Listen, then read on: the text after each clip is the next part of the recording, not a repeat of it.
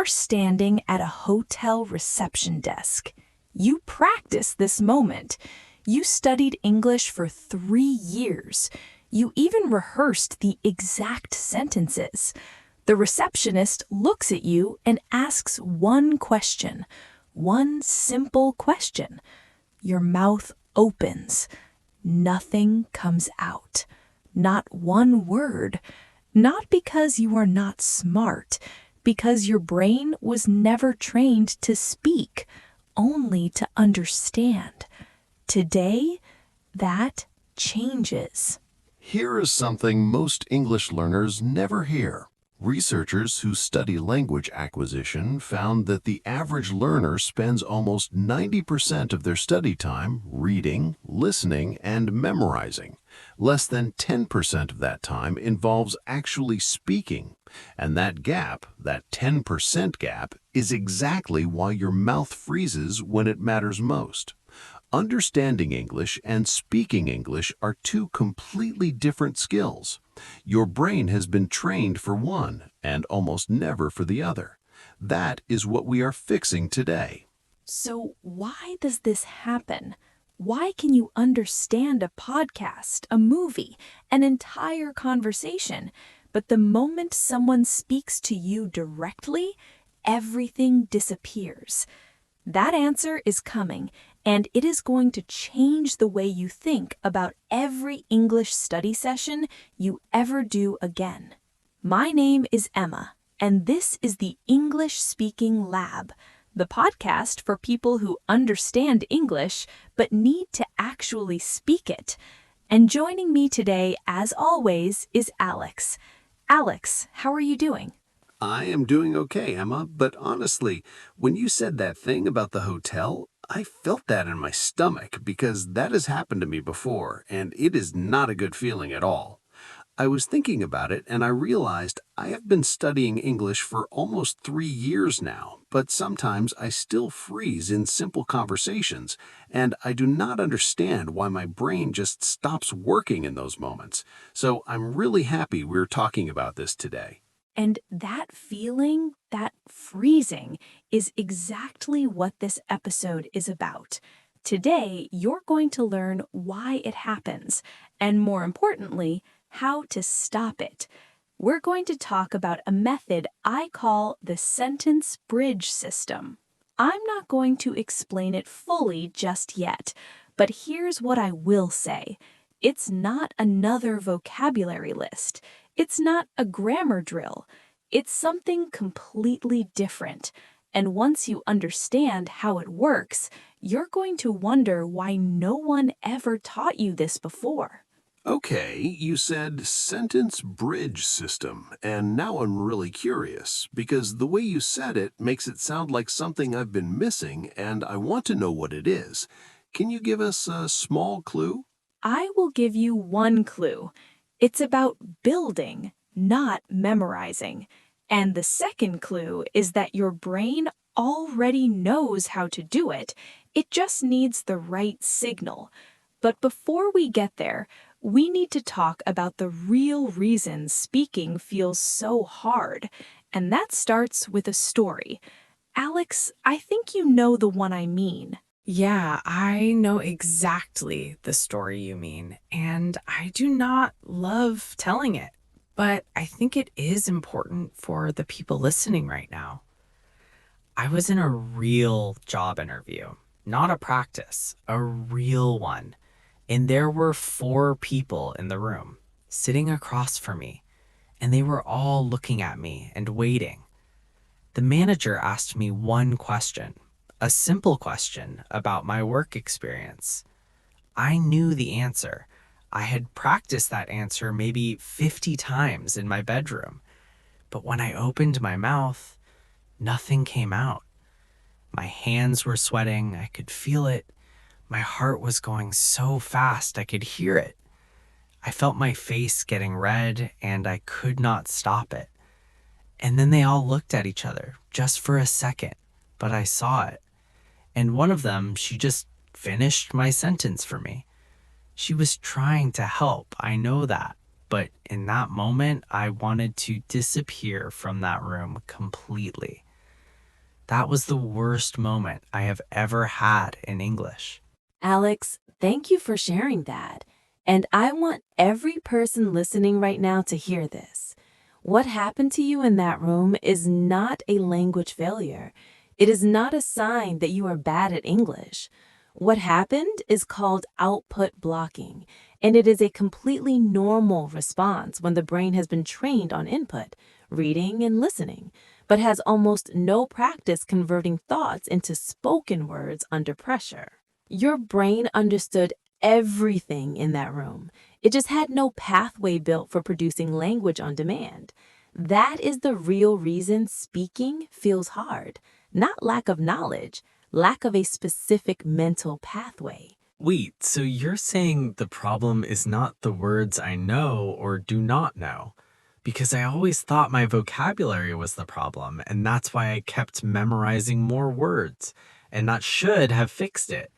But it did not fix it, and now I'm understanding why. Are you saying the memorizing actually made it worse? Not worse, but it was training the wrong skill. Think of it this way. You can watch 100 hours of swimming videos. You can memorize every technique, but the moment you jump into the water, your body still doesn't know how to swim. Speaking English works the same way. Listening and reading teach you to recognize language. Speaking teaches your brain to produce it. These are two different systems in your brain. And this brings us to something I need to name directly, because it is the real villain of this story. There is one habit that almost every English learner does every single day. It feels like progress. It feels productive. But language acquisition research shows it is actually training your brain to stay silent. I call it the passive input loop. What is the passive input loop exactly? Because I feel like I might be doing it and I don't even know. The passive input loop is this. You spend most of your study time consuming English, watching shows with subtitles, listening to podcasts, reading articles, and you feel good because you're understanding more and more. But your brain is learning to be an audience, not a speaker. It's building a huge reception system and almost no production system. And when someone speaks to you directly, the production system panics because it has almost no practice.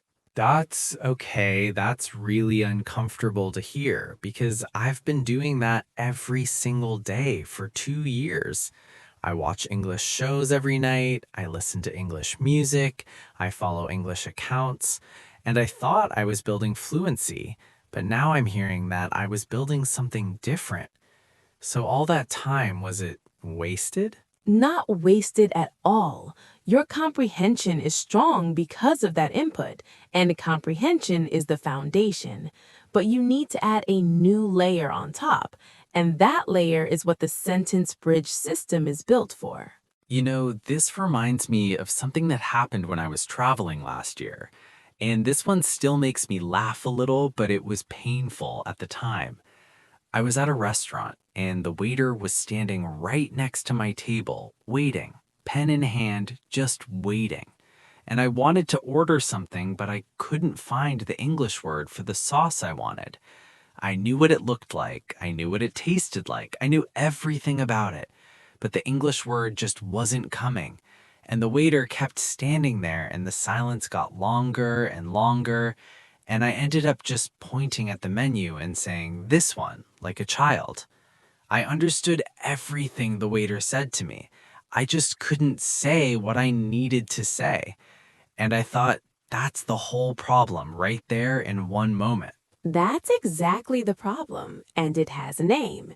That gap between what you understand and what you can say is called the comprehension production gap, and it is the gap the sentence bridge system is designed to close. I know what some of you are thinking right now. You're thinking, I've heard about speaking practice before. I've tried speaking more. It didn't help. So why would this be different? Here's the answer, and it matters. Most speaking advice tells you to speak more. The sentence bridge system tells you to build differently. More speaking without the right structure just gives you more of the same frozen patterns. This is different, and here's why. Keep listening. Before we get to the solution, I want to name the 3 most common mistakes English learners make, because if you are making even one of these, it is costing you real progress every single week. Okay, and I am going to guess right now that I have made all 3 because based on everything we have talked about so far, that seems like the direction this is going. Actually, before I name them, I want you to guess. Think about your own study habits right now. What do you think is the #1 mistake English learners make when they try to improve their speaking? Take a second. Think about it. Okay, here is what most learners say. They say, not enough vocabulary, but the real answer might surprise you. I said vocabulary too, so now I'm very curious about what the real answer is. The #1 mistake is translating in your head before you speak. When you think in your first language and then try to convert every word to English in real time, your brain cannot keep up. The sentence arrives too late or it never arrives at all. That is exactly what I do, and I did not even realize it was a problem. I thought it was just how the process worked.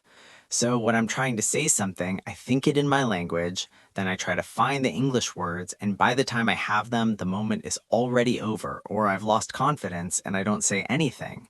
Is there a way to stop doing that? That is exactly what we're fixing today, and it leads directly into the sentence bridge system. But first, mistake #2. Mistake 2 is waiting for perfect. Learners wait until they have the perfect sentence before they open their mouth. But fluent speakers do not build the whole sentence in their head first. They start speaking, and the sentence forms as they go. That's actually the opposite of what I do, because I always try to plan the whole thing first, and if I cannot plan it, I stay quiet. And I think that's been making my speaking worse, not better. And mistake 3. Try to guess this one. You've heard us talk about the passive input loop. What do you think the mistake connected to it is? It's this: using passive study as a substitute for active speaking. Finishing one more episode, completing one more level on an app, telling yourself that counts as speaking practice. It does not. Okay, I need to say something here because I feel like this episode is describing my last 2 years of English study in exact detail, and honestly, it is a little bit uncomfortable, but also a relief, because now I understand what was going wrong, and I feel like the solution is actually close. Are we getting close, Emma? We are there right now. But before I show you the system, I need you to feel one thing first. You might be thinking right now, I have wasted so much time. And I want to say this directly to you. You have not wasted time. Everything you have studied has built your comprehension. That comprehension is fuel. You just needed the right engine, and you are about to get it. So you have been studying every day, listening, reading, building vocabulary, and still, in the moments that actually matter, nothing comes out. That is not failure. That is a system gap. And system gaps can be fixed, starting right now. The sentence bridge system works on one core idea. Fluency is not about having more words, it is about having more bridges. Short, reliable connections between the thought in your head and the words in your mouth. Think of it like a bridge over a river. If you have no bridge, you cannot cross. If you try to build the whole bridge at once, you freeze. But if you lay one plank at a time, you move forward. The sentence bridge system teaches you to lay planks, not build towers. Okay, I think I understand the idea, but I want to hear the actual steps because the analogy makes sense to me, but I need to know what I'm supposed to do every morning when I wake up or at lunch or whenever I practice. Here are the 3 techniques inside the sentence bridge system. Technique 1, the Think-Aloud plank. Technique 1 is called the Think-Aloud plank. The Think-Aloud plank means narrating your daily actions in simple English out loud in real time. Here is why it works. When you describe what you are doing as you do it, your brain starts connecting thoughts directly to English words without going through your first language first. It builds a direct lane between your thinking and your speaking.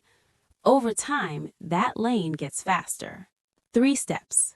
Step 1, choose one daily routine, like making coffee or walking to your desk. Step 2, describe every action out loud in English as you do it. Step 3, do not stop to find the perfect word. Keep moving and use simple replacements. A beginner might say, I make coffee. The water is hot. A fluent speaker might say, I'm putting the kettle on while I check my messages. Both are correct, and the second one grew naturally from the first. Let's try it right now. Repeat after me. Say this out loud even if you are alone. Right now, I am listening to a podcast about speaking English. Say it again, a little faster this time. Right now, I am listening to a podcast about speaking English. That is a plank. That is one bridge. Okay, I said it, and it felt actually easier than I expected because it's describing what I'm actually doing. So my brain already knows the meaning, and I'm just finding the English words for something real. And that's different from trying to make up a sentence from nothing. But I want to try a harder one, can I? Go ahead. Okay. Right now, I am sitting and I am learning about how to build my speaking bridges. I said bridges at the end because I forgot the word for the method. That is exactly right. And what you just did is perfect. You kept going. You found a replacement word. That's what fluent speakers do every single time. And the next technique takes this one step further, because this is where real thinking in English begins. Technique 2, the English thought anchor. Technique 2 is the English thought anchor. This technique trains your brain to start a thought in English, not translate from your first language. A language researcher named Meryl Swain studied what happens when learners are pushed to produce language, not just receive it. She found that the act of speaking forces your brain to notice gaps in your knowledge and then fill them. In other words, you learn to speak by speaking, not by preparing to speak. 3 steps. Step 1, pick one daily routine, like making coffee or walking to your desk. Step 2, set a timer for 60 seconds and speak about that topic in English without stopping. Step 3, do not stop to find the perfect word. Keep moving and use simple replacements. A beginner might say, I make coffee. The water is hot. A fluent speaker might say, I'm putting the kettle on while I check my messages. Both are correct, and the second one grew naturally from the first. Let's try it right now. Repeat after me. Say this out loud even if you are alone. Right now, I am listening to a podcast about speaking English. Say it again a little faster this time. Right now, I am listening to a podcast about speaking English. That is a plank. That is one bridge. Okay, I said it, and it felt actually easier than I expected because it's describing what I'm actually doing. So my brain already knows the meaning, and I'm just finding the English words for something real. And that's different from trying to make up a sentence from nothing. But I want to try a harder one, can I? Go ahead. Okay. Right now, I am sitting and I am learning about how to build my speaking bridges. I said bridges at the end because I forgot the word for the method. That is exactly right. And what you just did is perfect. You kept going. You found a replacement word. That's what fluent speakers do every single time. And the next technique takes this one step further, because this is where real thinking in English begins. Technique 2, the English thought anchor. Technique 3, the recall bridge. When you hear a sentence and understand it, your brain stores it as passive knowledge. When you rebuild that sentence in your own words, your brain moves it to active knowledge. That is the shift from understanding to speaking. That is the bridge. 3 steps. Step 1, after listening to English content, pause and pick one sentence you understood. Step 2, say it out loud from memory, not perfectly, just from your own voice. Step 3, then change one part, a different subject, a different time, a different feeling.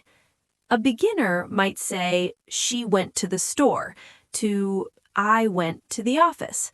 A fluent speaker might say, "She was exhausted after the meeting," to "I was exhausted after my shift ended." Let's do it now. I just said, that is the shift from understanding to speaking. Now you say it in your own words right now.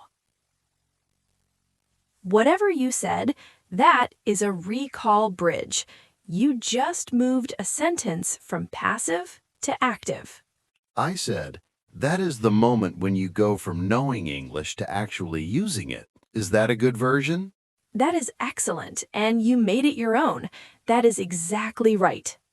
I want to say something, because doing these 3 techniques just now, even in short moments, felt completely different from reading a vocabulary list, because I was actually producing something and my brain felt more awake somehow, like it was being used in a different way. I think I have been training the wrong system for 2 years, and now I know what the right system feels like. If you are a beginner, use simple sentences from this podcast right now. If you are intermediate, use sentences from shows or news you watch. If you are advanced, rebuild complex arguments or opinions you have heard. If you are still with us right now, you are already ahead of most English learners. Most people stop before they get here. You did not, and that matters. Alex, I want to try something with you. I want you to use all 3 techniques in one single response. Tell me about your morning today. Use the Think-Aloud plank, an English thought anchor, and at least one recall bridge. Ready? Okay, I am going to try.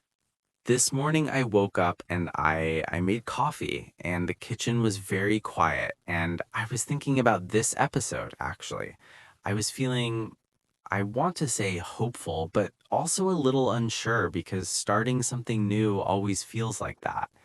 And you said earlier your brain was never trained to speak, only to understand.